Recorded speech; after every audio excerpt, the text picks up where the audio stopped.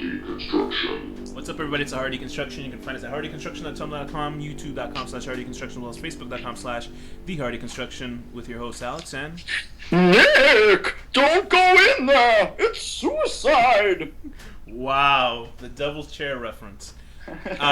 Today's, it's Bay Harbor Bitching again with Dexter Season 8, Episode 2, and the name of the episode is... Every Silver Lining? And it stars Bradley Cooper, Jennifer Lawrence, and they go into this little, dance competition towards... So, Danny, What's this episode about? Oh, so much happens. It's really cool. Step up or step down from the last episode? Well, a step down, I suppose, but I mean, it's hard to maintain that, but it's still really good. But, so much happens, it's about, it gets more into, Dr. Vogel, because you find out that she knows Harry's code and everything, and, you find out more about, Dexter's origins and shit, and it gets into Deb and everything. It's really cool. Well, Deborah is now becoming a crazy murderer now. Every Silver Lining is the name of the episode. Why do you think Deborah is not reacting well to being a cold-blooded murderer? Well, she's not like Dexter. She's a nice person. What are the things you liked about the episode? I love hearing about Dexter's origins. It's really cool. Basically, this Dr. Vogel, almost, created him the way... Oh, and I have a sick theory that me and my friend said. Can I tell you my theory? Go ahead. Okay, so the idea that Dr. Vogel, basically is commissioning Dexter to kill this person, whatever, and then you find out at the end that the guy that you think is the serial killer is being held at gunpoint. Mm-hmm. So my friend was like, imagine that's Dr. Vogel holding the gun. That's what I heard too, yeah. That's what but then with that said, so if her way of killing people, because she's fascinated with psychopaths, her way of killing people is that she's going to make other people do the dirty work at gunpoint, so now she can't even kill herself. She's going to make Dexter do the dirty work and kill her. She created him to stop her one day. It's interesting, but I wonder if she killed that guy, how did she have the strength to lift him up? Because he's easily 100 pounds heavier than she was. I'm sure she, killed him first by suffocating him or whatever, and then... She shot him in the head, remember? Okay, so then I'm sure once Did she shoot him in the head so hard that he flew into his cabin onto a noose? Maybe that's what happened. I'm sure that she could make him get up there at gunpoint. Yeah, it's obviously pointing that she's the one that's the baddie, the big bad, obviously. But I love the idea that she created Dexter specifically to one day kill her. I think that's awesome. I think I like Vogel as a bad guy. She's pretty neat. What are things that you did not like in this episode?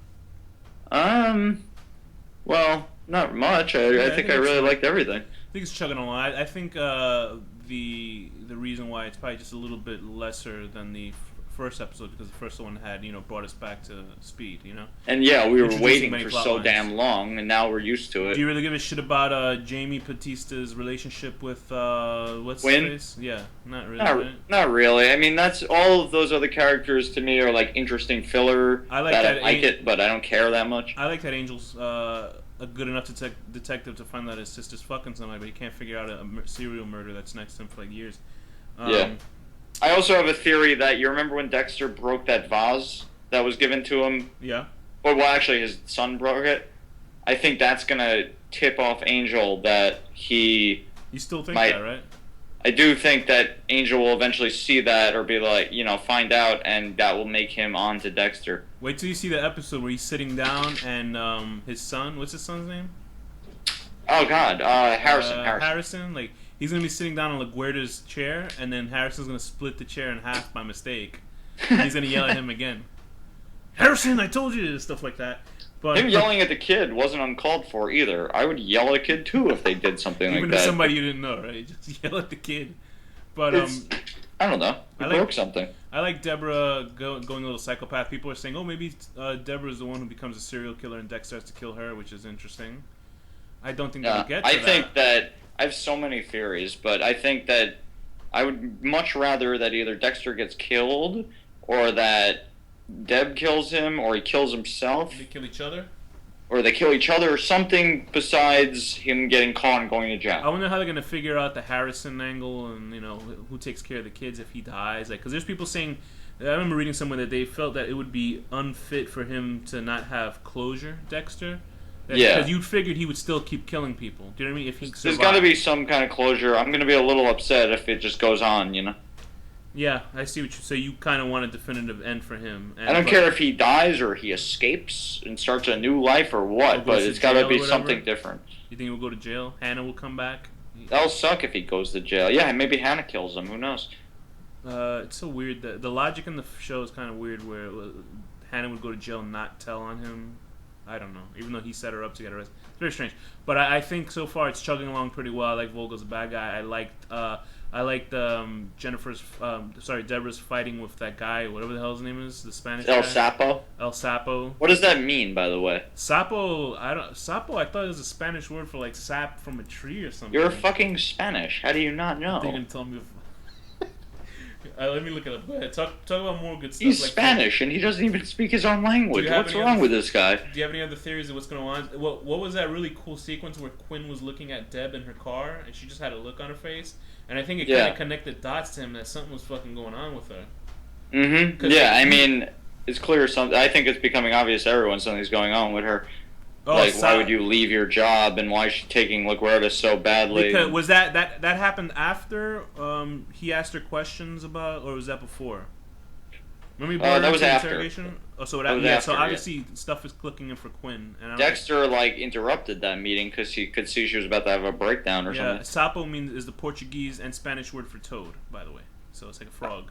The toad. Sapo. And then and he was he was a bad guy, but he's not the worst guy. He didn't kill her. He's not really a terrible person. He just kind of lets killers slide. Kind of like when he told keep an eye on Deb because he figures somebody's looking out for trying to kill Deb because they killed the original her druggy boyfriend. And I was talking about El Sapo actually. Oh. Well. I was saying El Sapo's not that bad a guy because he could have killed Deb and he didn't. Right, he only gets paid to kill people. I like that little fight that they had with each other. It was pretty neat. Yeah, it was nice. But so far from this second episode, what do you think's gonna happen? You think Quinn's gonna find out that she's an asshole, killing people? I think that. Well, you remember there's a preview of her confessing. I thought that was. I assumed that was gonna be LaGuardia. I thought the trailers were all fucked around. I think what she's doing, she's talking to Dexter and Vogel in the scene, right? I think that's what they show her, and she's talking to both of them. Yeah. And they obviously altered the fucking audio on the trailers to make it misleading because you see her walking in the second episode when she's walking into the police precinct. Mm-hmm. They put the sound of her saying "I want to confess," crying, and then realize it's from the sequence of her talking to Dexter and Vogel. So I don't think she's gonna confess and go to jail for the rest of the season. They're just fucking around. And I really thought she was going to confess about LaGuardia, but now I was thinking maybe she'll confess about El Sapo. Right, and Vogel is kind of playing around with killing. She's creepy, and I'm almost 100% positive. Once my friend said that she is the killer. Yeah, I'm pretty sure she is. I mean, she's really like they're really telephoning it in with that shit. Also, for someone that's so scared that a guy is in her house, she calls Dexter, "There's a guy in my house," blah blah blah. She probably walked in there, put that CD on the fucking computer, and then walked out and calmly called him because she didn't seem that scared, No, not at all. So what do you give this episode out of 10? I'm gonna give it like a fucking 9 out of 10. 9 out of 10. Drop kicking Deb in the that's what I was chest. Gonna say. That was an intense kick. I'm gonna give it a 9 out of 10. Yeah, 9 out of 10. Quinn making a racial motivated crack at his girlfriend about Cubans. Oh yeah. I swore he was gonna make fun of Spanish people when he's like, "What's with you people?" I thought he meant you people, like as in Spanish people. That's what he meant, Cubans. But he kind of didn't but it wasn't go so that bad, way. right? It wasn't so bad. He kind of covered it. So Danny, what's the final word? Nick, don't go in there. It's suicide.